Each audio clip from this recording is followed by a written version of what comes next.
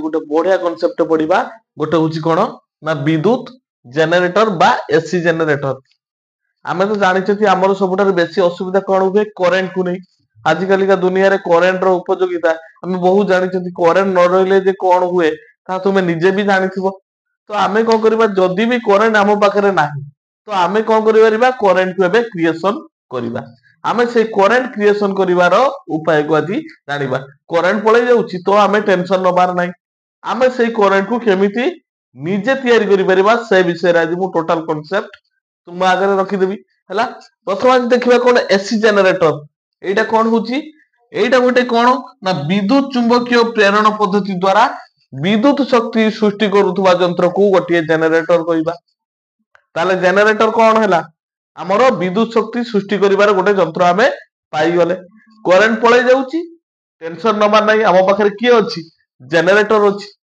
कहउछन्ती ना समस्त कहती अरे जनरेटर टा ऑन कर दे जनरेटर टा स्टार्ट कर दे कोन आछिबो सेथरु विद्युत शक्ति आछिबो करेंट पळे गला टेंशन नाही हम पाखरे कोन अछि जनरेटर अछि आज आमे से जनरेटर रो टोटल कांसेप्ट बुझिबा जिंस तयारी करिवा पई कोन कोन दरकार आउ तार कार्य प्रणाली देखिबा आउ तार गठन प्रणाली देखिबा एवं ए जनरेटर को को नियम अनुसार आमे तयारी कले ताकू भी आज टोटल कांसेप्ट मु आज बुझेबी हैला आज टोटल क्लास मो सहित रहिबो आज करेंट रो आमे टोटल करेंट क्रिएशन नो टोटल कांसेप्ट आज जानिबा आ जनरेटर टा जेमिति हम मुहरे रहि जिवो हैला देखिबा आज तने प्रथम कोन कहिबा देखिबा तने विद्युत चुंबकीय प्रेरण पद्धति रे प्रथम देख एटा आसुची विद्युत चुंबकीय प्रेरण पद्धति एटा मु कहि सारछि पूर्व क्लास रे विद्युत चुंबकीय प्रेरण संज्ञा भी मु देइथिली टोटल भी कांसेप्ट डिस्कशन कर सारछि विद्युत चुंबकीय प्रेरण पद्धति द्वारा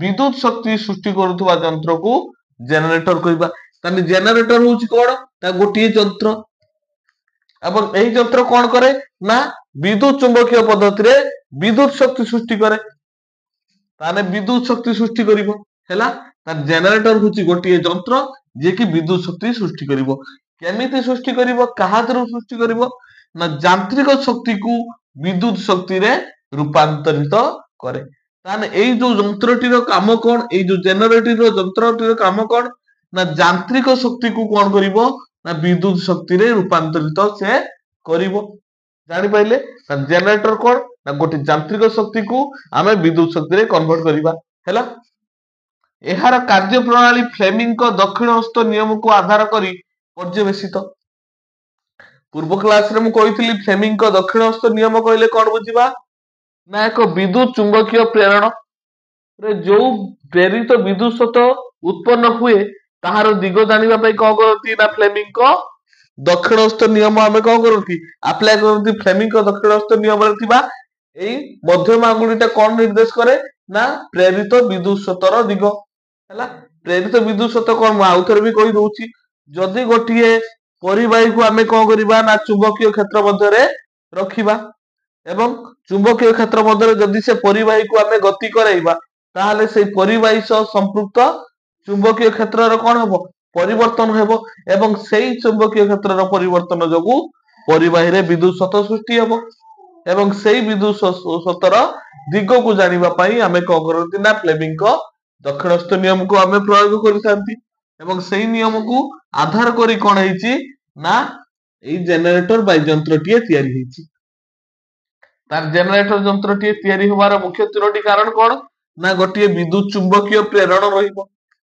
हैला ता माने चुंबकीय क्षेत्रटीए रहिबो ता सहित कोन रहिबो ना या को करिवो गोटे यांत्रिक शक्ति दबा को पड़िबो ता माने से जो गतिशील करैबा पई से परिवाहीट को गतिशील करैबा पई गोटे यांत्रिक शक्ति दरकार आउ हमर नियम गोटे रहिबो कोन ना फ्लेमिंग को दक्षिण हस्त नियम एई नियम अनुसार से जनरेटर कार्य करिवो एवं से जो जनरेटर रे सृष्टि होउतवा विद्युत शक्तिर दिग सेही वे रे फ्लो हेबो एटा हम जानिले एबे दिबा कोन ना आवश्यक उपकरण वर्तमान हमकु कुआ गला जनरेटर आमे निजे तयारी करिबा हैला मु एबे कहबी ता पई कोन कोन दरकार ना गोटिए स्थायी चुंबक रो दुई मेरु दरकार गोटे नॉर्थ पोल आ गोटे साउथ पोल आ गोटे ए बी सी डी आयताकार तारकुंडली गोटे दरकार हैला R1 R2 दुईटी स्लीप बलय दरकार दुईटी बलय मु भी चित्र माध्यम रे काटी के देखैबी टोटल कांसेप्ट मु क्लियर भी କରିଦେବି ହେଲା। ଆଉ ଦୁଇଟି ସୁପରିଭାଇ ବ୍ରଶ ଦରକାର, B1 B2 ଦୁଇଟି ସୁପରିଭାଇ ବ୍ରଶ ଦରକାର। ଆଉ ଗୋଟିଏ କଣ ନା ଗାଲଭାନାମିଟର ବା ଜି ଦରକାର। ଆଉ ଆମର ଜାଣିଛନ୍ତି ଗୋଟେ ପରିପଥକୁ କଣ କରିବା ଏବେ ପାଇଁ ଯାହା ଆବଶ୍ୟକୀୟ ପରିବାହୀ ତାର ତାକୁ ଆମେ କଣ କରିବା ବ୍ୟବହାରରେ ଲଗେଇବା। ଏବେ ଦେଖିବା କଣ ନା ଗଠନ ପ୍ରଣାଳୀ ଦେଖିବା। ଏବେ ଜିନିଷ ଗୁଡାକ ଏଇ ସବୁ ନେଇ ଆସିଲେ, ଏବେ ଆମେ କେମିତି ତାକୁ ସଜ୍ଜିତ କରିବା। ପ୍ରଥମେ ଦେଖିବା କହ ନା ଦୁଇଟି ସ୍ଥାୟୀ ଚୁମ୍ବକ ନେଇଯିବା। ମନେକର ଏଇଟା ହଉଛି N ପୋଲ, ଏଇଟା ହଉଛି S ପୋଲ। ତାହେଲେ କଣ କରିବା ନା ଦୁଇଟି ସ୍ଥାୟୀ ଚୁମ୍ବକକୁ ଆମେ ଏକ ନିର୍ଦ୍ଦିଷ୍ଟ ଦୂରତାରେ ସେମାନଙ୍କୁ ରଖିବା। ଏଇଟା ହଉଛି ଗୋଟେ ସ୍ଥାୟୀ ଚୁମ୍ବକର ଦୁଇ ମେରୁ, ଗୋଟେ ନର୍ଥ ପୋଲ ଗୋଟେ ସାଉଥ ପୋଲ। ତାହେଲେ ଚୁମ୍ବକୀୟ କ୍ଷେତ୍ର ଦିଗ କଣ ହବ? ଏଇଟା ଆସିଲା କଣ ନର୍ଥ ରୁ ସାଉଥ। ଚୁମ୍ବକୀୟ କ୍ଷେତ୍ରର ଦିଗ ଏଇଟା ଜାଣିଛନ୍ତି ଆମେ, ନର୍ଥ ରୁ ସବୁବେଳେ ସାଉଥ କୁ ଚୁମ୍ବକୀୟ କ୍ଷେତ୍ର ଦିଗ। ଏବେ କଣ କରିବା ନା ଏ ବି ସି ଡି ଆୟତକାର ତାର କୁଣ୍ଡଳୀ କଣ କରିବା ନା କ୍ଷେତ୍ର ସହ ଲମ୍ବ ଭାବରେ ରଖିବା। କାହାକୁ ନା ଏ ବି ବାହୁକୁ ଆଉ ସି ଡି ବାହୁକୁ।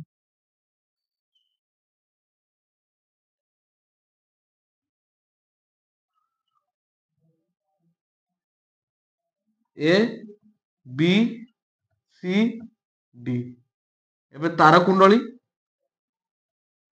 ହେଲା।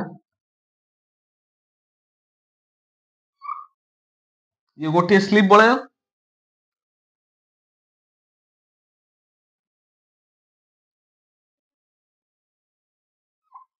ଇଏ ଗୋଟେ ସ୍ଲିପ ବଳୟ ହେଲା। ଏଇଟା ହଉଛି R1 ସ୍ଲିପ ବଳୟ, ଏଇଟା ଏଇଟା ଏଇଟା ହଉଛି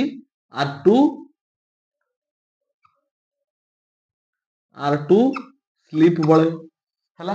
ଜାଣିପାରିଲେ ତାର ବଳୟ ଦୁଇଟା କିଏ କିଏ ନା R1 ଆଉ R2 ଦୁଇଟି କଣ ହେବେ ନା ସ୍ଲିପ ବଳୟ।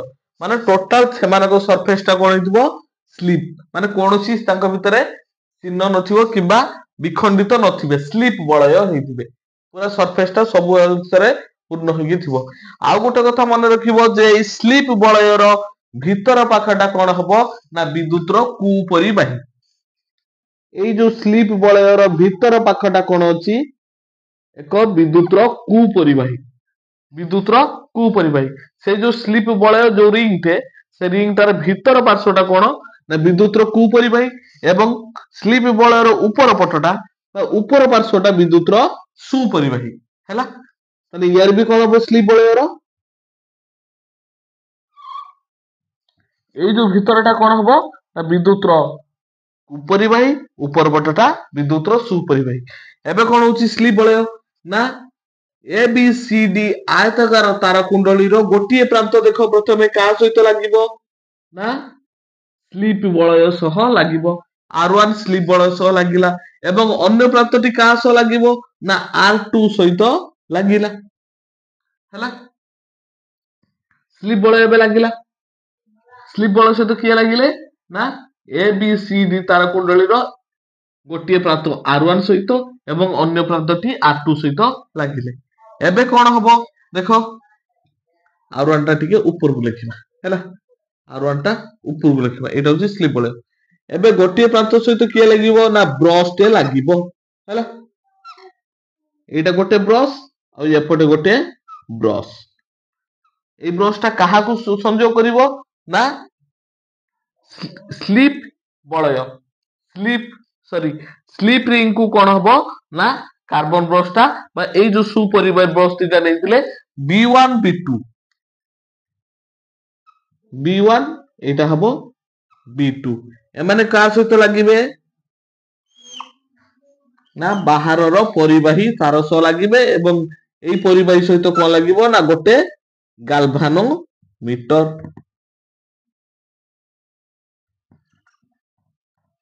ହେଲା। ବର୍ତ୍ତମାନ ଆମର ଏବେ କଣ ହେଇଗଲା ନା ରେଡି ହେଇଗଲା। ଏବେ ଆହୁରି କଣ ଦରକାର ନା ଗୋଟେ ଅଖ ଦରକାର। ଅଖଟା କଣ ହବ ନା ଗୋଟେ ଅଖ କଣ ହବ ନା ଏଇ ବଳୟକୁ ଷ୍ଟାଣ୍ଡ କରିବା ପାଇଁ ବା ଏଇ ଯୋଉ ଏଇ ସ୍ଲିପ ରିଙ୍ଗକୁ ଦିଟାକୁ ଷ୍ଟାଣ୍ଡ କରିବା ପାଇଁ ଗୋଟେ ଅଖ ସହ ତାକୁ ଯୋଗ କରିବାକୁ ପଡିବ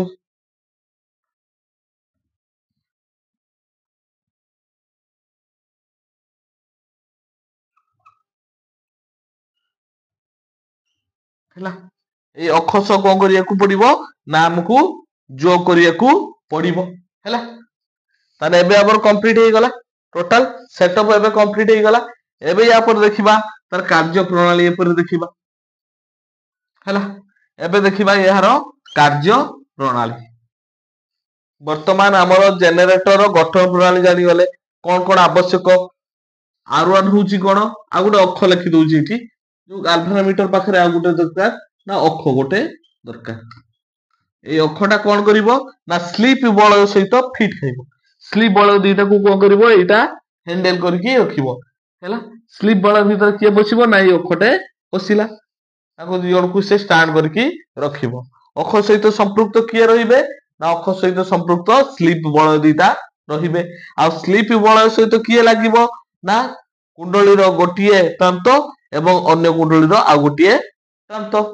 ଏବଂ କାର୍ବନ ବ୍ରଶ କାହା ସହିତ ଲାଗିବ ନା ସ୍ଲିପ ବଳୟ ସହିତ ଲାଗିବ ଏବଂ B2 କାର୍ବନ ବଳୟ R2 ରିଙ୍ଗ ସହିତ ବା ସ୍ଲିପ ରିଙ୍ଗ ସହିତ ଲାଗିବ। ଜାଣିଗଲେ ଏବେ କଣ କରିବା ଆମେ ଏହାର କାର୍ଯ୍ୟ ପ୍ରଣାଳୀକୁ ଯିବା। ଦେଖ ବର୍ତ୍ତମାନ କଣ କରିବା ଆମେ ଚୁମ୍ବକୀୟ କ୍ଷେତ୍ର ମଧ୍ୟରେ କଣ କରିବା ନା ଏଇଟାକୁ ଘଣ୍ଟା କଣ୍ଟାର ଦିଗରେ କଣ କରିବା ଗତି କରେଇବା ହେଲା। ଘଣ୍ଟା ଘଣ୍ଟାର ଦିଗ ମାନେ ତାକୁ ଏଇଗୁଳା ବୁଲେଇବା ଘଣ୍ଟା ଘଣ୍ଟାର ଦିଗରେ। ଦେଖ ବର୍ତ୍ତମାନ ଏଇ ଯୋଉ ଅକ୍ଷଟା ଲାଗିଛି ଅକ୍ଷଟାକୁ ଯଦି ମୁଁ ବୁଲାଏ ତାହେଲେ ଅକ୍ଷଟା କେମିତି ବୁଲିବ ଘଣ୍ଟା ଘଣ୍ଟାର ଦିଗରେ ବୁଲିବ। ଠିକ ସେତେବେଳେ କଣ ହବ ନା ଏ ବି ବାହୁଟା ଉପରକୁ ଉଠିବ ଏବଂ ସେତିକିବେଳେ ଠିକ CD ବାହୁଟି ତଳକୁ ଖସିବ। ଖସିବ ନା ନାହିଁ ଦେଖ ବର୍ତ୍ତମାନ ଏଇ ଯୋଉ ଅକ୍ଷଟାକୁ କଣ କରିବି ନା ଗୋଟିଏ ଅକ୍ଷ ସହ ରଖିକି ଆକୁ ଯେତେବେଳେ ଘଣ୍ଟା ଘଣ୍ଟାର ଦିଗରେ ମୁଁ ଘୂର୍ଣ୍ଣନ କରିବି ସେତେବେଳେ କଣ ହବ ଅକ୍ଷଟି ଘୁରିବ। ଅକ୍ଷ ସହ ସମ୍ପୃକ୍ତ ଏଇ ଯୋଉ ସ୍ଲିପ ରିଙ୍ଗ ଦିଟା ଘୁରିବ ଏବଂ ସ୍ଲିପ ରିଙ୍ଗ ଘୁରିଲେ ସ୍ଲିପ ରିଙ୍ଗ ସହ ସଂଯୁକ୍ତ କୁଣ୍ଡଳୀର ଦୁଇ ପ୍ରାନ୍ତ ମଧ୍ୟ କଣ ହବ ଘୁରିବ। କୁଣ୍ଡଳୀର ଦୁଇ ପ୍ରାନ୍ତ ଗୋଟେ R1 ସହିତ ଲାଗିଛି ଆଉ ଗୋଟେ R2 ସହିତ ଲାଗିଛି। ତାହେଲେ କୁଣ୍ଡଳୀର ଦୁଇ ପ୍ରାନ୍ତ ବିଷୟ କଣ ହବ ଘୁରିବାକୁ ଲାଗିବ। ଘୁରିବାକୁ ଲାଗିଲେ ଦେଖ ଏଇ ସମୟରେ ଏ ବି ଟା ଉପରକୁ ଉଠିବ ଏଇଟା ଉପରକୁ ଉଠିବ ଏଇଟା ତଳକୁ ଖସିବ। ବର୍ତ୍ତମାନ ଏ ବି ଏଇଭଳିଆ ଅଛି ବର୍ତ୍ତମାନ ଏଇଟା ହଉଛି ଏ ବି ବାହୁ ଏଇଟା କଣ ହବ ଉପରକୁ ଉଠିବ ଏଇଟା ଉପରକୁ ଉଠିଲା। ଏଇ ଯୋଉ CD ଟା ବାହୁଟା ଥିବ ସେଇ ସମୟରେ କଣ ହବ ତଳକୁ ଖସିବ। ଏବେ କଣ ପକେଇବା ଫ୍ଲେମିଙ୍କ ଦକ୍ଷିଣସ୍ଥ ନିୟମ। ଏବେ ଜାଣିବା ବିଦ୍ୟୁତ ସ୍ରୋତର ଦିଗ କଣ ହବ ହେଲା। ବର୍ତ୍ତମାନ ଦେଖ ଫ୍ଲେମିଙ୍କ ଦକ୍ଷିଣସ୍ଥ ନିୟମ ପକେଇଲେ କଣ ହବ ବିଷିଆଙ୍ଗୁଳି କାହାର ଦିଗ ସୂଚାଏ ଚୁମ୍ବକୀୟ କ୍ଷେତ୍ରର ଦିଗ ରହିଲା। ଏବେ ବଳଟା କଣ ହଉଛି ଉପରକୁ ପଡୁଛି ଦେଖ ଏବେ ବଳଟା କଣ ହବ ଉପରକୁ ପଡିବ ହେଲା। ଫ୍ଲେମିଙ୍କ ଦକ୍ଷିଣସ୍ଥ ନିୟମ ଅନୁସାରେ ବଳ ଏବେ କଣ ହବ ଚୁମ୍ବକୀୟ କ୍ଷେତ୍ର ଦିଗରେ ବଳ ଏବେ ଉପରକୁ ପଡିଲା। ତାହେଲେ ଏବେ କୁହ କେମିତି ବିଦ୍ୟୁତ ସ୍ରୋତ ପ୍ରବାହିତ ହବ। ବର୍ତ୍ତମାନ ଏଇ କେସରେ ଦେଖିବା ଏ ବି ଉପରକୁ ଉଠୁଛି ଏ ବି ଉପରକୁ ଉଠୁଛି ବିଦ୍ୟୁତ ସ୍ରୋତ ଦିଗ ଏ ରୁ ବି ଆଡକୁ ଏ ରୁ ବି ଆଡକୁ ହବ ନା ଏବଂ ଠିକ ସେତିକିବେଳେ CD ର ଦେଖ CD ଟା କଣ କରୁଛି CD ଟା ତଳକୁ ଖସୁଛି ତାର ପରିବାହୀର ଗତି କଣ ହବ ତଳକୁ ହଉଛି ତାର ବିଦ୍ୟୁତ ସ୍ରୋତ C ରୁ D ଆଡକୁ ହବ। ଏଇଟା ବିଦ୍ୟୁତ ସ୍ରୋତ ଦିଗ ହବ ନା। ଏବେ ଇଏ ଯେତେବେଳେ ଉପରକୁ ଉଠୁଥିଲା ଇଏ ଯେତେବେଳେ ଉପରକୁ ଉଠୁଥିଲା ଏ ରୁ ବି ଆଡକୁ ଏପଟେ ଏ ରୁ ବି ଆଡକୁ ଯେତେବେଳେ ଏଠି କଣ ହଉଛି ନା ତାର କୁଣ୍ଡଳୀ ଭିତରକୁ ବସୁଛି ତାର ଭିତରକୁ ବସୁଛି ମାନେ ବୁଢା ଆଙ୍ଗୁଳିଟା କଣ ହବ ଭିତରକୁ ଯିବ। ଏବେ ଦେଖ ଏଇ ଯୋଉ ମଧ୍ୟମ ଆଙ୍ଗୁଳି କୁଆଡେ କରୁଛି ତଳକୁ ଆସୁଛି ମାନେ ସି ରୁ ଡି ଆଡକୁ ଫ୍ଲୋ ହଉଛି। ତାହେଲେ ବର୍ତ୍ତମାନ ଏଇ ସମୟରେ ତାର କୁଣ୍ଡଳୀରେ କଣ ହବ ବିଦ୍ୟୁତ ସ୍ରୋତ କୋଉ ବାଟେ ଆସିବ ନା B2 ବ୍ରଶ ଦେଇକି ଆସିବ ନା B2 ବ୍ରଶ ଦେଇକି B1 ଆଡକୁ ଯିବ। ବାହ୍ୟ ପରିପଥରେ B2 ରୁ B1 ଆଡକୁ ବାହ୍ୟ ପରିପଥରେ B2 ରୁ B1 ଆଡକୁ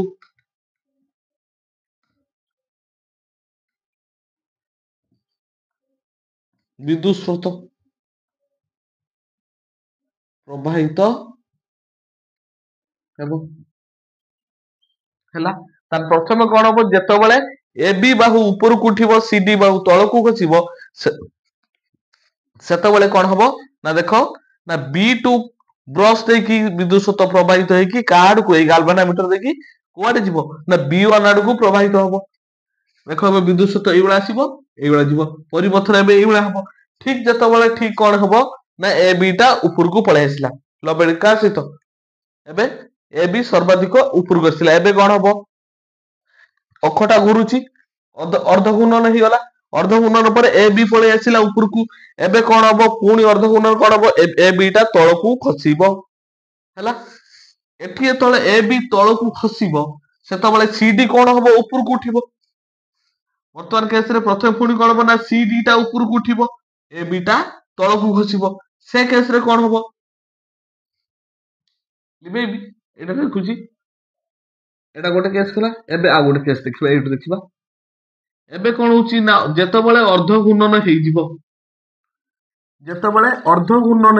ସେତେବେଳେ କଣ ହବ ନା ଏଇଟା ଉଠିବ ଉପରକୁ ଆଉ ଏ ବି ଖସିବ ତଳକୁ। ଏଇଟା ଏବେ କଣ ହବ ଉପରକୁ ଉଠିଲା ଏ ବି ଟା ତଳକୁ ଖସିଲା ହେଇଥିଲା। ବର୍ତ୍ତମାନ ଏଇ ଯୋଉ ଏ ବି ବାହୁଟା ଥିଲା ଏଇଟା ଏ ବି ବାହୁ ଥିଲା ଏ ବି ଟା ଉପରକୁ ଥିଲା ବର୍ତ୍ତମାନ ଏ ବି ଟା ତଳକୁ ଖସୁଛି ଆଉ ସି ଡି ଟା ଉପରକୁ ଉଠୁଛି ଅର୍ଧ ଘୂର୍ଣ୍ଣନ ପରେ। ତାହେଲେ କଣ ହବ ଏବେ କଣ ହବ ଏବେ ବିଦ୍ୟୁତ ସ୍ରୋତର ଦିଗଟା କଣ ହବ ଏ ବି ଉପରେ ପକେଇକି ଦେଖିବା ଫ୍ଲେମିଙ୍କ ଦକ୍ଷିଣ ହସ୍ତ ନିୟମ। ବର୍ତ୍ତମାନ ଦେଖ କୁଆଡେ ହବ ବାହାରକୁ ମାନେ ତଳକୁ ଖସୁଛି ମାନେ ଏ ରୁ ବି ଆଡକୁ ଏଠି ଏ ରୁ ବି ଆଡକୁ ହବ। ଆଉ ଠିକ ସେତେବେଳେ ସି ଡି ର କଣ ହବ ସି ଡି ଉପରକୁ ଉଠୁଛି କଣ ହବ ଏ ଦେଖ ସି ଡି ଟା କଣ ହବ ନା ଉପରକୁ ଉଠୁଛି ତାମାନେ ଡି ରୁ ସି ଆଡକୁ ହବ। ବର୍ତ୍ତମାନେ ଏ ରୁ ବି ରୁ ଏ ଆଡକୁ ସି ରୁ ଡି ଆଡକୁ କେତେବେଳେ ନା ଯେତେବେଳେ ସି ଡି ଟା ଉପରକୁ ଉଠିବ ଆଉ ଏ ବି ଟା ତଳକୁ ଖସିବ ସେଇ ସମୟରେ କଣ ହବ ବିଦ୍ୟୁତର ଦିଗ ବର୍ତ୍ତମାନ B1 ବ୍ରଶ ଦେଇକି ଆସିବ ନା B1 ବ୍ରଶ ଦେଇକି B2 କୁ ଯିବ ହେଇଗଲା। ଏଇ କେସ୍ ଟା କେତେବେଳେ ଆସିବ ବର୍ତ୍ତମାନ କଣ କରିବ ନା ବାହ୍ୟ ପରିପଥରେ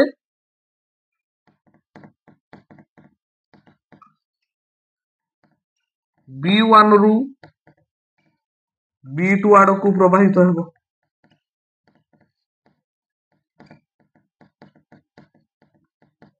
ଲେଖିଦଉଛି କେତେବେଳେ ଯେତେବେଳେ ଏ ବି ତଳକୁ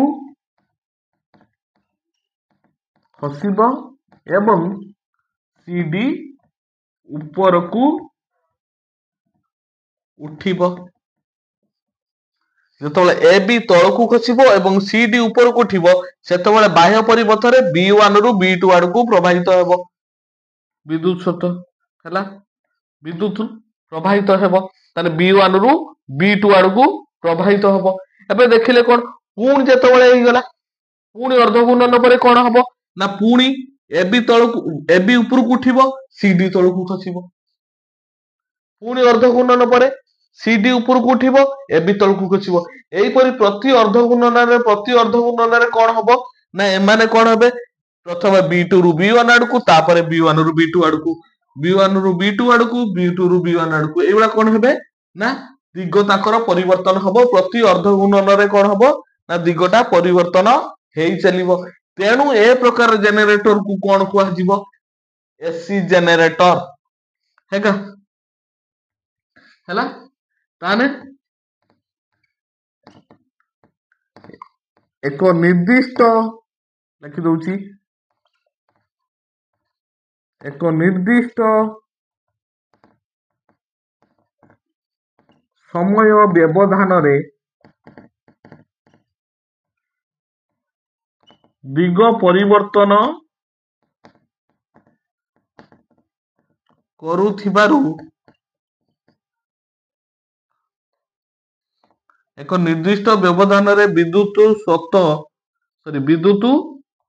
ସ୍ରୋତ ଦିଗ ପରିବର୍ତ୍ତନ କରୁଥିବାରୁ ଏହାକୁ ଏସି କୁହାଯାଏ। ଏସି ବା ଏହାକୁ ପ୍ରତ୍ୟାବର୍ତ୍ତୀ ବିଦ୍ୟୁତ ସ୍ରୋତ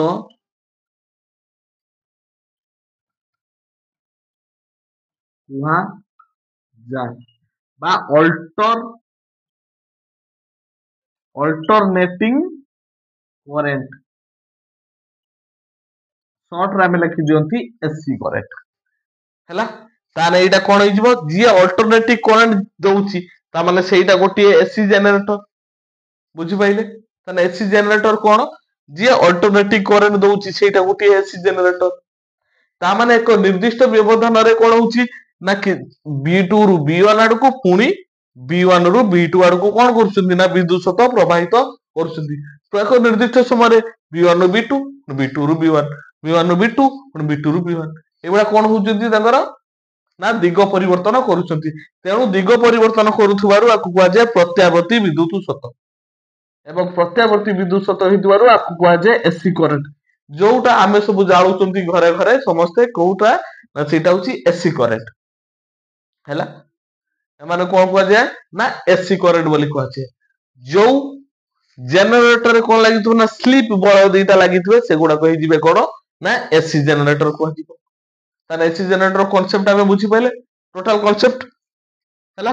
ତାହେଲେ ଏସି ଜେନେରେଟର କାହାକୁ କୁହାଯାଏ ଏବଂ ଏହାର କାର୍ଯ୍ୟ ପ୍ରଣାଳୀ କେମିତି, ଏବଂ କାହିଁକି ୟାକୁ ଏସି କରେଣ୍ଟ କୁହାଗଲା ନା କାହିଁକି ନା ପ୍ରତି ଅର୍ଦ୍ଧ ଘୂର୍ଣ୍ଣନରେ କଣ କରୁଛି ନା ତାର ଦିଗକୁ ପରିବର୍ତ୍ତନ କରୁଛି। ତେଣୁ କୁହାଗଲା ଯେ ଏଇଟା ଗୋଟିଏ ହଉଛି କଣ ଦିଗ ପରିବର୍ତ୍ତନକାରୀ କରେଣ୍ଟ, ତାହେଲେ ଏସି କରେଣ୍ଟ ହେଲା। ଏବେ କଥା ଆସିବ ଯଦି ଏଟା ଏସି ଅଛି ହେଲା, ଏବେ କଣ ନା ଏସି ଜେନେରେଟର ଜାଣିଲେ, ପ୍ରତ୍ୟାବର୍ତ୍ତୀ ବିଦ୍ୟୁତ ସ୍ରୋତ ଜାଣିଲେ, ଏବେ ଡିସି ଜେନେରେଟର କଣ ଜାଣିବା ହେଲା। ଡିସି ଜେନେରେଟର କଣ ଜାଣିବା, ଏସି ମାନେ କଣ ନା ଅଲ୍ଟରନେଟିଂ କରେଣ୍ଟ, ଡିସି ମାନେ କଣ, ଡିସି ର ଅର୍ଥ ହଉଛି ଡାଇରେକ୍ଟ କରେଣ୍ଟ ବା ସଳଖ ବିଦ୍ୟୁତ ସ୍ରୋତ। ସଳଖ ବିଦ୍ୟୁତ ସ୍ରୋତ କାହାକୁ କହିବା ନା ଯୋଉ ବିଦ୍ୟୁତ ସ୍ରୋତ କେବଳ ଗୋଟିଏ ନିର୍ଦ୍ଦିଷ୍ଟ ଦିଗରେ ଗତି କରୁଥିବ, ତାହେଲେ ଏକ ପରିପଥରେ ଏକ ନିର୍ଦ୍ଦିଷ୍ଟ ଦିଗରେ ଗତି କରୁଥିବା ବିଦ୍ୟୁତ ସ୍ରୋତକୁ କହିବା କଣ ନା ସଳଖ ବିଦ୍ୟୁତ ସ୍ରୋତ। ତାମାନେ ଏଠି ଆମେ ଦେଖିଥିଲେ କଣ ନା କିଛି ସମୟରେ ଅର୍ଦ୍ଧ ଘୂର୍ଣ୍ଣନରେ ପରିପଥରେ B2 ରୁ B1 ଆଡକୁ ଯାଉଥିଲା ଏବଂ ଆଉ ଅର୍ଦ୍ଧ ଘୂର୍ଣ୍ଣନରେ କଣ ହଉଥିଲା ନା B1 ରୁ B2 ଆଡକୁ ଯାଉଥିଲା। ଏଇପରି ଭାବରେ କଣ ହଉଥିଲେ ହଠାତ୍ ଏମାନେ କଣ ହଉଥିଲେ ଯିବା ଆସିବା ଏଇଭଳିଆ ହଉଥିଲେ। ତେଣୁ କହୁଥିଲେ ଅଲ୍ଟରନେଟିଂ କରେଣ୍ଟ। ତାପରେ ଡିସି କରେଣ୍ଟ କଣ କହୁଛି ନା ଏ କଣ ହବ ନା ବିଦ୍ୟୁତ ସ୍ରୋତର ଦିଗ ସବୁବେଳେ ଗୋଟିଏ ଆଡକୁ ହବ। ହୁଏତ କଣ ହେଇପାରେ B1 ରୁ B2 ଆଡକୁ ହେଇପାରେ କିମ୍ବା ସବୁବେଳେ B2 ରୁ B1 ଆଡକୁ ହବ। ସେଇଭଳିଆ ଯଦି ବିଦ୍ୟୁତ ସ୍ରୋତ ଉତ୍ପନ୍ନ କରିପାରିଲା ଏଇ ଜେନେରେଟର, ତାହେଲେ ଆମେ କଣ କହିବା ନା ଏଇଟା ହଉଛି ଗୋଟେ ଡିସି ଜେନେରେଟର। ଏଇଟା ହେଇପାରିବ ଭାବିଲ, ଏଇଟା କରିପାରିବା। ଏସି କୁ ଆମେ ଜେନେରେଟର କରିପାରିବା, ଡିସି ଜେନେରେଟର ହବ। କେମିତି ହବ, ଯୋଉଥିରେ କି ତା ଦିଗ ପରିବର୍ତ୍ତନ ହଉଥିବନି। ୟା ପାଇଁ ଅଛି ଗୋଟେ ଦେଖ ନା ସ୍ଲିପ୍ ବଳୟ ପରିବର୍ତ୍ତେ ଆମେ କଣ କରିବା ନା ଗୋଟିଏ ବିଖଣ୍ଡିତ ବଳୟ ୟୁଜ କରିବା ହେଲା। ମନେ ରଖ ଡିସି ଜେନେରେଟର ପାଇଁ କଣ କରିବା ନା ସ୍ଲିପ୍ ବଳୟ ପରିବର୍ତ୍ତେ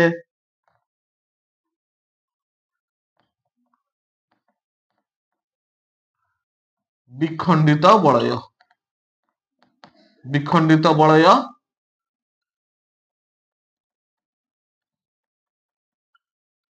ବ୍ୟବହାର କରିବା। ଡିସି ପାଇଁ ଆମେ କଣ କରିବା ନା ସ୍ଲିପ୍ ବଳୟ ପରିବର୍ତ୍ତେ ବିଖଣ୍ଡିତ ବଳୟ ବ୍ୟବହାର କରିବା। ବର୍ତ୍ତମାନ ଦେଖ ଯଦି ବିଖଣ୍ଡିତ ବଳୟରେ ଏଠି ଲାଗେ ତାହେଲେ କଣ ହବ, ବିଖଣ୍ଡିତ ବଳୟ ଜାଣିଛନ୍ତି ଯୋଉ ବଳୟରେ କଣ ହେଇଥିବ ପୁରା ଉପର ଅଂଶରେ ଟିକେ କଣ ହେଇଥିବ, ସେମାନେ ପରସ୍ପରକୁ ତାର ଯୋଉ ଧାତବ ଅଂଶ ଟଚ୍ କରି ନଥିବେ, ବିଖଣ୍ଡିତ ବଳୟ। ଆମେ ମୋଟର ବେଳେ ବି ପଢିଥିଲେ, ମୋଟରରେ ଥିଲା ଯୋଉ ବିଖଣ୍ଡିତ ବଳୟ ସେଟା କଣ ନା ଟୋଟାଲ ସେମାନଙ୍କ ମଧ୍ୟରେ କିଛି ଯୋଉ ଫାଙ୍କା ସ୍ଥାନ କଣ ରହିବ, ଏମାନଙ୍କ ମଧ୍ୟରେ ଫାଙ୍କା ସ୍ଥାନ ରହିବ। ତାହେଲେ ଏଇଟା ବିଖଣ୍ଡିତ ବଳୟ ହେଇଯିବ ହେଲା। ଏମାନେ କଣ ହେବେ ଅର୍ଦ୍ଧ ଘୂର୍ଣ୍ଣନରେ ଏମାନେ କଣ ହେବେ ଛାଡିବେ ଏବଂ ଦୁଇ ପ୍ରାନ୍ତ ଯେତେବେଳେ ଆସି କୋଉଠି ଲାଗିଯିବ ଏବେ ଏମାନଙ୍କ ସହିତ ଲାଗିଯିବ। ତ ଏବେ କଣ ହବ ପ୍ରତି ଅର୍ଦ୍ଧ ଘୂର୍ଣ୍ଣନରେ କଣ ହବ, ଯେତେବେଳେ ଏ ବି ଉପରକୁ ଉଠିବ ସରି ଏ ବି ତଳକୁ ଖସିଲା ବିଦ୍ୟୁତ ସ୍ରୋତ କଣ ହବ B1 ରୁ B2 ଆଡକୁ ହବ। ପୁଣି ଏଠି ଅର୍ଦ୍ଧ ଘୂର୍ଣ୍ଣନରେ ତାହେଲେ CD ର ପ୍ରାନ୍ତଟା କାହା ସହିତ B1 B2 ସରି B1 ବ୍ରଶ ସହିତ ଲାଗିଯିବ, B1 ବ୍ରଶ ସହିତ ଲାଗିଲେ ଏଠି କଣ ହବ ନା ପୁଣି ସେଇ B1 ରୁ B2 ଆଡକୁ ଯିବ ହେଲା। ତାହେଲେ ମନେ ରଖିବ ନା ଏସି ଜେନେରେଟରକୁ ଆମେ ଡିସି ରେ କେମିତି କନଭର୍ଟ କରିବା, ଯଦି ଆମେ ସ୍ଲିପ୍ ବଳୟ ପରିବର୍ତ୍ତେ ବିଖଣ୍ଡିତ ବଳୟ ୟୁଜ କରିବା। ଯଦି ଆମେ ବିଖଣ୍ଡିତ ବଳୟ ୟୁଜ କରିବା ତାହେଲେ ଏସି ଜେନେରେଟରରୁ ଆମେ ଡିସି ଜେନେରେଟର କରିପାରିବା ଏବଂ ଡାଇରେକ୍ଟ କରେଣ୍ଟ ବା ସଳଖ ବିଦ୍ୟୁତ ସହିତ ଆମେ କଣ କରିପାରିବା ଉତ୍ପନ୍ନ କରିପାରିବା ହେଲା। ଏଇ କଥାଟା ମନେ ରଖିବ ଯେ ସ୍ଲିପ୍ ବଳୟ ପରିବର୍ତ୍ତେ ବିଖଣ୍ଡିତ ବଳୟ ବ୍ୟବହାର କଲେ ଆମେ ଡିସି ଜେନେରେଟର କଣ କରିପାରିବା ତିଆରି କରିପାରିବା। ଏବେ କଥା ଆସିଲା ଦେଖ ବିଦ୍ୟୁତ ସ୍ଥାନାନ୍ତରଣରେ ଏସି ଆଉ ଡିସି ର କାମ କଣ। ଆମେ ଯୋଉ ଘରେ ଘରେ ଜାଳୁଛନ୍ତି କୋଉଠି ବିଦ୍ୟୁତ ସତ କୁଆଡେ ଆସୁଛି, ଆମର ପାୱାର ପ୍ଲାଣ୍ଟ କୋଉଠି, କେତେ ହୀରାକୁଦ କୁଆଡେ, ଜଳ ବିଦ୍ୟୁତ ଶକ୍ତି ଆମେ ୟୁଜ କରୁଛନ୍ତି ହୀରାକୁଦ କୁଆଡେ, ଡ୍ୟାମ କୁଆଡେ, ତାପଜ ବିଦ୍ୟୁତ କେନ୍ଦ୍ର କୋଉଠି, କେତେ କୁଆଡେ, ଆଉ କିନ୍ତୁ ଆମେ ଏଠି ଆସି କଣ କରୁଛନ୍ତି ବିଦ୍ୟୁତ ଶକ୍ତି ଆମ ଘରେ ଘରେ ଜାଳୁଛନ୍ତି। କେତେ କିଲୋମିଟର ଦୂରରେ ସେମାନେ ଅଛନ୍ତି। ଏଟା ହଉଛି ସମ୍ଭବ କାହା ପାଇଁ ନା କେବଳ ଏସି ଜେନେରେଟର ପାଇଁ, ସରି ଏସି କରେଣ୍ଟ ପାଇଁ। ଯୋଉ ଆମର ଯୋଉ ଏସି କରେଣ୍ଟ ଅଛି ଏସି କରେଣ୍ଟ ଗୁଡାକ ଜାଳୁଛନ୍ତି। ଡିସି କଣ ପାଇଁ ହୁଏନି ନା ଡିସି କରେଣ୍ଟରେ କଣ ହୁଏ ନା ଅଧିକ ଶକ୍ତି କଣ ହୁଏ ସେଥିରେ ଖର୍ଚ୍ଚ ହେଇଯାଏ। ଏସି କରେଣ୍ଟରେ କଣ ହୁଏ ନା କମ ଶକ୍ତି ଖର୍ଚ୍ଚ ହୁଏ। ଦେଖ କେମିତି, ଏଇଟା ହଉଛି କଣ ଆମର ହଉଛି ମନେକର ହଉଛି ଏସି କରେଣ୍ଟ, ଏଇଟା ହଉଛି ଏସି କରେଣ୍ଟ ଏଥିରେ ପ୍ରବାହିତ ହଉଛି ଆଉ ଏଥିରେ କଣ ହଉଛି ନା ଡିସି କରେଣ୍ଟ ପ୍ରବାହିତ ହଉଛି। ଦେଖ ଏସି କରେଣ୍ଟ ସ୍ଥାନାନ୍ତର ଯେତେବେଳେ ଦୂର ବାଟକୁ ଆସିବ ସେଠି କଣ ହବ ନା ଇଲେକ୍ଟ୍ରୋନ ମୁଭ କୁ କଣ କହନ୍ତି ଆମେ କରେଣ୍ଟ ବୋଲି କହନ୍ତି ହେଲା। ଇଲେକ୍ଟ୍ରୋନ ବିପରୀତ ଦିଗରେ କଣ ହୁଏ ବିଦ୍ୟୁତ ସ୍ରୋତ ପ୍ରବାହିତ ହୁଏ। ତାର ଯେତେବେଳେ ବିଦ୍ୟୁତ ବିଭାନ୍ତର ସୃଷ୍ଟି ହବ ସେତେବେଳେ କଣ ହବ ଇଲେକ୍ଟ୍ରୋନ ଟା ଗତି କରିବାକୁ ଲାଗିବ। ଇଲେକ୍ଟ୍ରୋନ ଟା ଗତି କରି କରି ଆସି କଣ ହବ ଆସିଲେ ଗୋଟେ ଇଲେକ୍ଟ୍ରୋନ ତା ପାଖକୁ ଯାଉଥିବ, ସେ ଇଲେକ୍ଟ୍ରୋନ ତା ପାଖକୁ ଯାଉଥିବ, ଏଇଭଳିଆ କଣ ହୁଏ ଇଲେକ୍ଟ୍ରୋନ ଗୁଡାକ ଗତି ଯୋଗୁ କଣ ହୁଏ ନା ଡିସି କରେଣ୍ଟରେ ଗୋଟିଏ ଦିଗରେ ଇଲେକ୍ଟ୍ରୋନ ଗତି ଯୋଗୁ ସେମାନେ ଆସିକି କଣ ହନ୍ତି ଉପକରଣ ପାଖରେ ପହଞ୍ଚନ୍ତି, ଯାହା ଫଳରେ କି କଣ ହୁଏ ଉପକରଣଟି ଚାଲୁ ହୁଏ ବିଦ୍ୟୁତ ଶକ୍ତି ଯୋଗାଏ।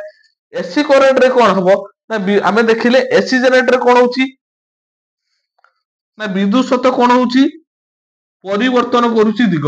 ହଠାତ୍ କଣ ହବ ଇଲେକ୍ଟ୍ରୋନ ଗୁଡାକ କଣ କରିବେ ଆଉ ଗତି ହେବେନି, ସେମାନେ ଗୋଟିଏ ସ୍ଥାନରେ କଣ ହେବେ ନା ଅସିଲେଟିଂ ମୋସନରେ ବା ଦୋଳନ ଗତି କରିବେ ବା ଭାଇବ୍ରେଟିଂ ହବାକୁ ଲାଗିବେ। ସେମାନେ ଯେତେବେଳେ ଦିଗ ଚେଞ୍ଜ ହେଇଯିବ ଇଲେକ୍ଟ୍ରୋନ ଗୁଡାକ ତଳକୁ ଉପରକୁ ଯିବେ, ତାପରେ ପୁଣି ଯେତେବେଳେ ଦିଗ ଚେଞ୍ଜ ହବ ପୁଣି ତଳକୁ ଆସିବେ। ତାର କିଛି ଅଳ୍ପ ବାଟ ରହିକି ସେ ଇଲେକ୍ଟ୍ରୋନ ଗୁଡାକ କଣ ହେବେ ନା ଯିବା ଆସିବା ଯିବା ଆସିବା ଯିବା ଆସିବା ଏଇଭଳିଆ ହେବେ। କିନ୍ତୁ ଡିସି କରେଣ୍ଟ ବେଳେ କଣ ନା ଗୋଟିଏ ଦିଗରେ କଣ ହଉଥିଲେ ଗୋଟିଏ ଦିଗରେ ହିଁ କଣ ହେବେ ଗତି କରିବେ। ତାମାନେ ସେ ଇଲେକ୍ଟ୍ରୋନ ଟା ତାକୁ ଜମ୍ପ କରିବ। ଏପରି ଭାଇ କଥା ହଉଛି ବର୍ତ୍ତମାନ ଡିସି କଥା ରହୁଛି। ଏଇ ଇଲେକ୍ଟ୍ରୋନ ଟା କଣ ସରଫେସ ଉପରେ ଥାନ୍ତି ଫ୍ରି ଇଲେକ୍ଟ୍ରୋନ, କୌଣସି ଏକ ମେଟାଲ ସରଫେସ ର କୋଉଠି ଥାନ୍ତି ଫ୍ରି ଇଲେକ୍ଟ୍ରୋନ ଉପରେ ମେଟାଲ ସରଫେସ ଉପରେ ବା ତାର ପୃଷ୍ଠ ଉପରେ ଥାନ୍ତି। ଏ ଇଲେକ୍ଟ୍ରୋନ ଡେଇବ ଏଠିକି, ଏ ଇଲେକ୍ଟ୍ରୋନ ଡେଇଲା ଏଠିକି, ଏ ଇଲେକ୍ଟ୍ରୋନ ଡେଇଲା ଏଠିକି, ଏ ଇଲେକ୍ଟ୍ରୋନ ଏଇଭଳିଆ ହେଇ କରୁଛି। ଓ ସ୍ପିଡ ହୁଏତ ପ୍ରୋସେସ ସ୍ପିଡ ହେଇପାରେ କିନ୍ତୁ ସେମାନେ କଣ ହେବେ ଆସିକି ପହଞ୍ଚିଲା ବେଳକୁ ଏତିକି ବାଟ ଲାଗିବ। କିନ୍ତୁ ଦେଖିବ ଯଦି ଏସି ହେଇଥିବ, ଏଇଟା ଯଦି ଏସି ହେଲା ତାହେଲେ ଏଇ ଇଲେକ୍ଟ୍ରୋନ ଡେଇଲା ଏଠିକି, ହଠାତ୍ କଣ ହବ ଦିଗ ଚେଞ୍ଜ ହେଇଯିବ ପୁଣି ପଳେଇ ଆସିବ ଏଠିକି, ପୁଣି ହଠାତ୍ ଦିଗ ଚଲା ପୁଣି ପଳେଇଲା ଏଠି। ତାହେଲେ ଶକ୍ତି କୋଉଠି କମ ଖର୍ଚ୍ଚ ହବ ଇଲେକ୍ଟ୍ରୋନ ଟା ଏଉଠୁ ତାର ଲମ୍ବା ଅନୁସାରେ ଟ୍ରାଭେଲ କରିକି ଆସିବା ଆଉ ଗୋଟିଏ ତାରରେ ଗୋଟେ ଜାଗା ରହିକି କଣ ହେବେ ଭାଇବ୍ରେଟିଂ ମୋସନରେ ରହିବା, କୋଉଠି ଅଧିକ ଶକ୍ତି ନଷ୍ଟ ହବ ଏଇ ଡିସି କରେଣ୍ଟ ରେ ନଷ୍ଟ ହବ। ତେଣୁ ଅଧିକ ଶକ୍ତି ନଷ୍ଟ ନ କରିବା ପାଇଁ ଆମେ କଣ କରନ୍ତି ନା ଏସି କରେଣ୍ଟ ଗୁଡାକ ୟୁଜ କରନ୍ତି। ତାହେଲେ ଦୂର ଦୂର ସ୍ଥାନରୁ ବା ସ୍ଥାନାନ୍ତର ହଉଥିବା କରେଣ୍ଟ ଟା କୋଉ କରେଣ୍ଟ ନା ଆମର ଏଇ ଏସି କରେଣ୍ଟ ହେଲା। ତାହେଲେ ବିଦ୍ୟୁତ ସ୍ଥାନାନ୍ତରରେ କଣ ହୁଏ ନା ଏସି ଗୁଡାକ ବହୁତ ଶକ୍ତି କମ ଖର୍ଚ୍ଚ ହୁଏ, ଶକ୍ତି କମ ବି ନଷ୍ଟ ହୁଏ। ତେଣୁ ଆମେ ଦୂର ସ୍ଥାନରୁ ଯୋଉ ଆମର ଆସେ କଣ ବିଦ୍ୟୁତ ଶକ୍ତି ସେଟା ଏସି କରେଣ୍ଟ ରେ ହିଁ ଆସିଥାଏ ହେଲା। ଡିସି କରେଣ୍ଟ କାହିଁକି ୟୁଜ କରିବା ନାହିଁ ନା କାହିଁକି ଏଥିରେ ଅଧିକ ଇଲେକ୍ଟ୍ରିସିଟି ନଷ୍ଟ ହବ ଏବଂ ଅଧିକ ଖର୍ଚ୍ଚାନ୍ତ ମଧ୍ୟ ହେବ ହେଲା। ତ ଆଜିର କନସେପ୍ଟ ଆଜି ବୁଝିପାରିଲେ ନା କାହାର ଡାଉଟ ରହିଲା? ଏସି ଜେନେରେଟର ଟୋଟାଲ କନସେପ୍ଟ ଆଜି ମୁଁ କ୍ଲିୟର କରିଦେଲି। ଯାହାବି ଆଉ ଯାହାର ବି ଯାହା ଡାଉଟ ଅଛି ମତେ କମେଣ୍ଟ ସେକ୍ସନରେ ଜଣେଇବ, ମୁଁ ଆଉ ଥରେ ଟ୍ରାଏ କରିବି ତମକୁ ଆହୁରି କ୍ଲିୟରଲି ପୁରା କ୍ଲାରିଫାଇ କରିବା ପାଇଁ ହେଲା। ଆଜିର କ୍ଲାସକୁ ଆମେ ଏଇଠି ରଖିବା, ତ ପର କ୍ଲାସରେ ପୁଣି ଦେଖା ହବ। ଆଉ ଚ୍ୟାନେଲ ଟାକୁ ଟିକେ ସବସ୍କ୍ରାଇବ କରିବେ ଏବଂ ସାଙ୍ଗସାଥି ମାନଙ୍କୁ ଟିକେ ସେୟାର କର। ଯାହା ଫଳରେ କି ଆମ ଭିଡିଓ ମାନେ ବି ସେମାନଙ୍କ ପାଖରେ ପହଞ୍ଚନ୍ତୁ।